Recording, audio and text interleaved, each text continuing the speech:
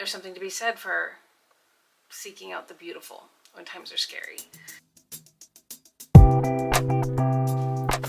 Hello, darlings.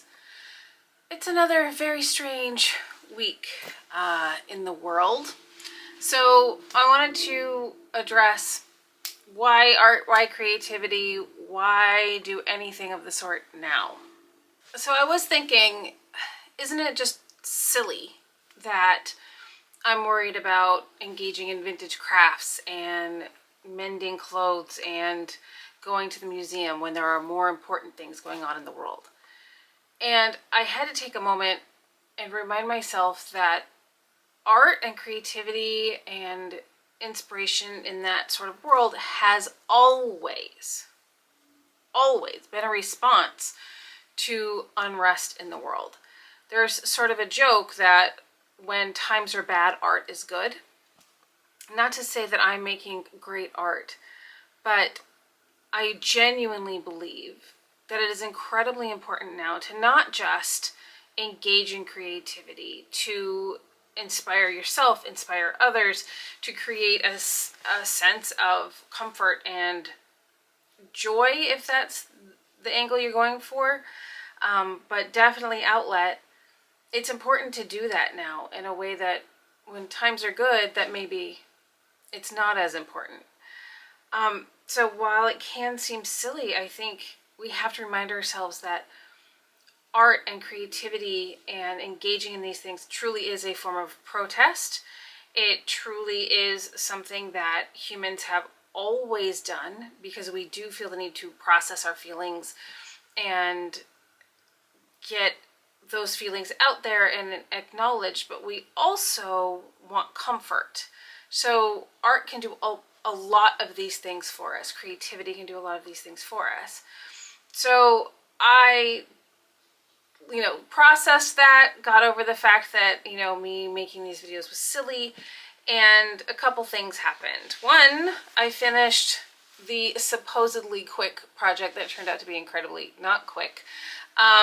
Made it into a pillow instead of a cushion cover for a chair, just because, I felt like it. Is it wonky? Yes, it is absolutely wonky. And you know what? I kind of love that it's wonky. It reminds me that I made it.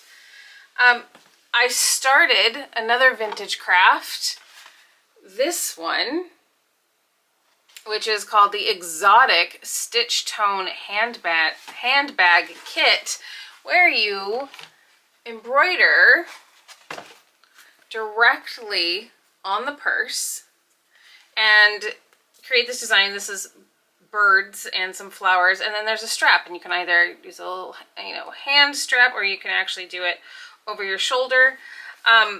So I thought I would work on this a little bit today while I talked to you about sort of a trip that I took this last week. So much was going on that was really causing me, my friends, my family to spiral, to doom scroll, to feel like nothing was ever going to be okay. There was so much of that going on that I thought it was really important that I take some time to go to some cultural institutions and see how artists and creative people in the past had responded to similar situations that we're in now. Because for better or worse, like it or not, we are in similar situations to those that we've been in historically, right? So it was, as soon as I made the decision to be aware of that need and to engage in the creativity, it was everywhere. Genuinely started from when we got to the airport. My airport, to be fair, it's a fairly large international airport, but they have the most amazing art exhibits all the time. Not just now, but it's very much a thing that they do. And they had one on Afrofuturism that was phenomenal.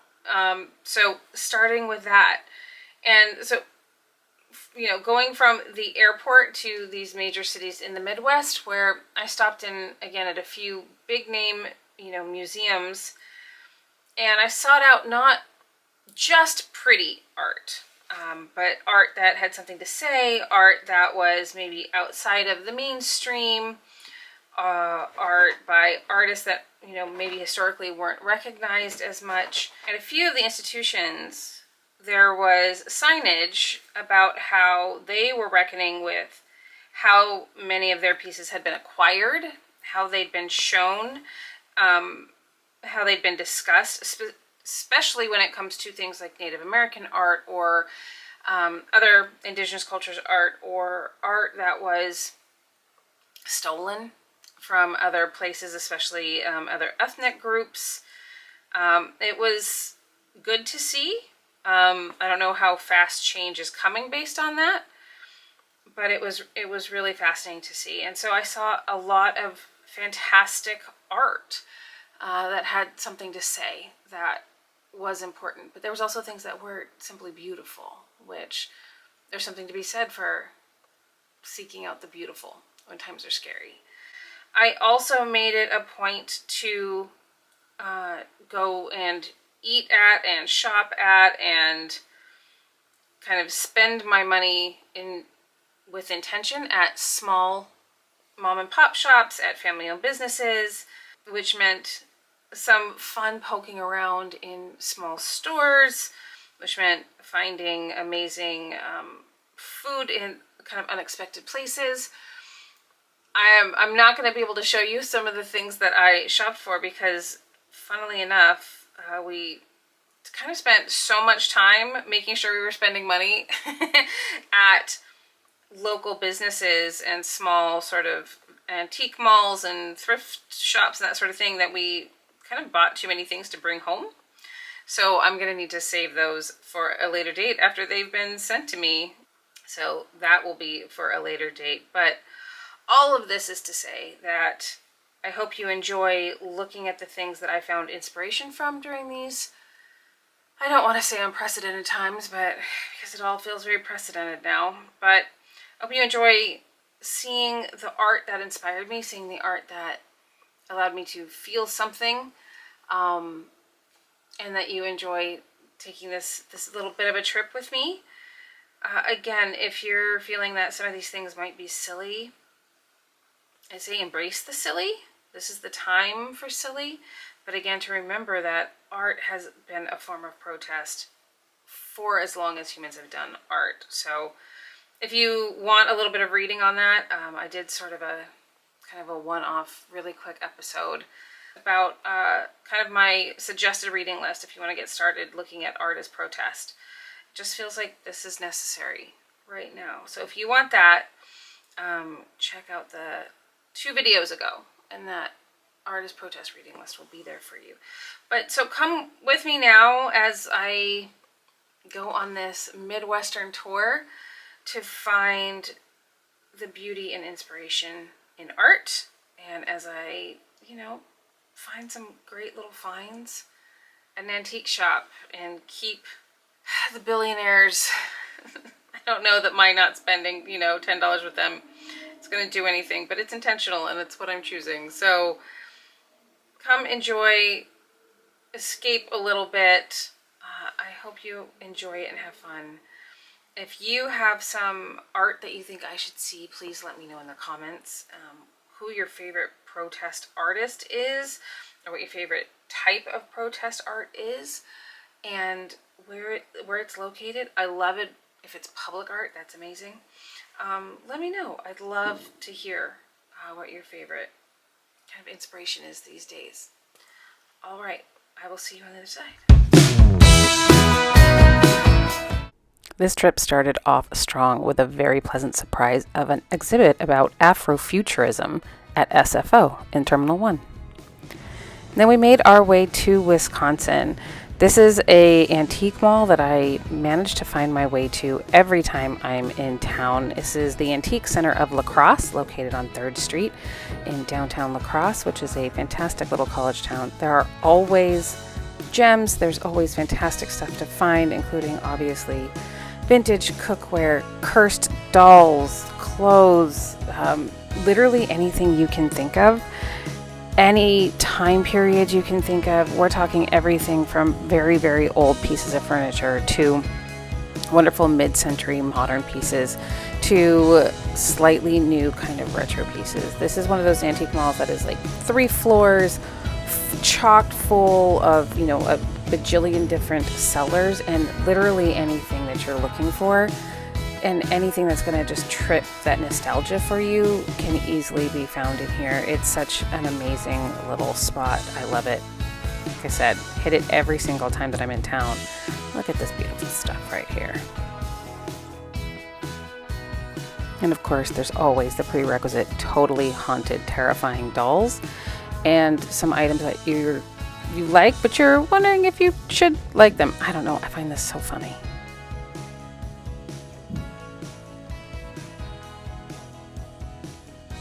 I also happened upon this fantastic mural. I love public art more than most things, and this mural on the side of the building just made me happy.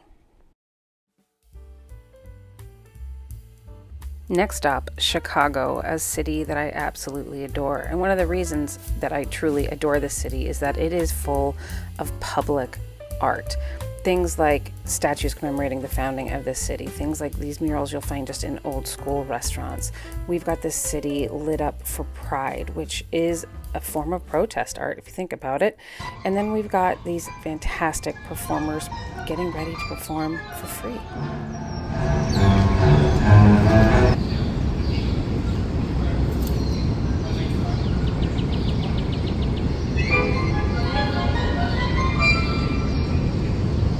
After we walked through Millennium Park, we went to the Art Institute of Chicago, which is truly one of this country's best collections of art from all periods, all styles, all times. It is truly a treasure trove. No matter what type of art you're interested in, there's something here for you.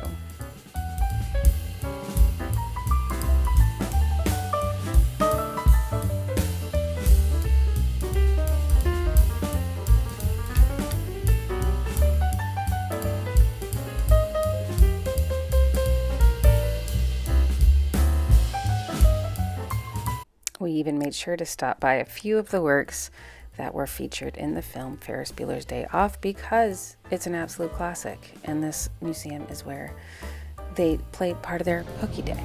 It's fantastic. This is the Chagall window that they kiss in front of. Absolutely stunning. From there is this amazing Frida Kahlo exhibit that we didn't know was going on, that we weren't planning on going specifically to see, but it was all about a month that she spent in Paris with kind of some of the big name surrealists, and really came to understand that she was a surrealist artist. There's a Calder mobile. I love Calder. And then say goodbye, monkey. Back outside to see some more public art.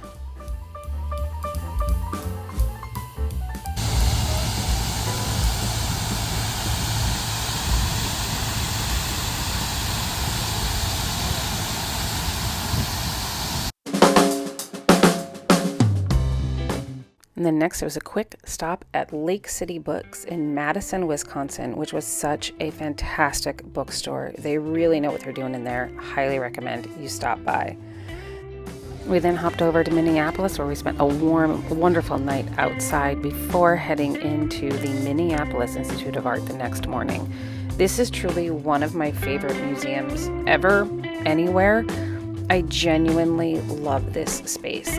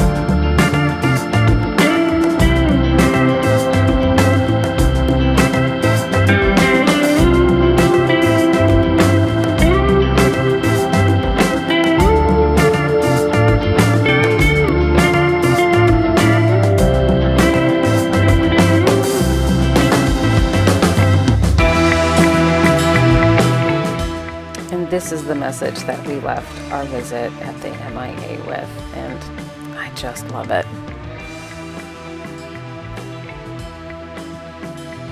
And from there, it was off to the MSP airport, where we were treated to works of art made with grains. I mean, it's prints made of peas, Mary Tyler Moore, and of course, the icon, Pee Wee Herman.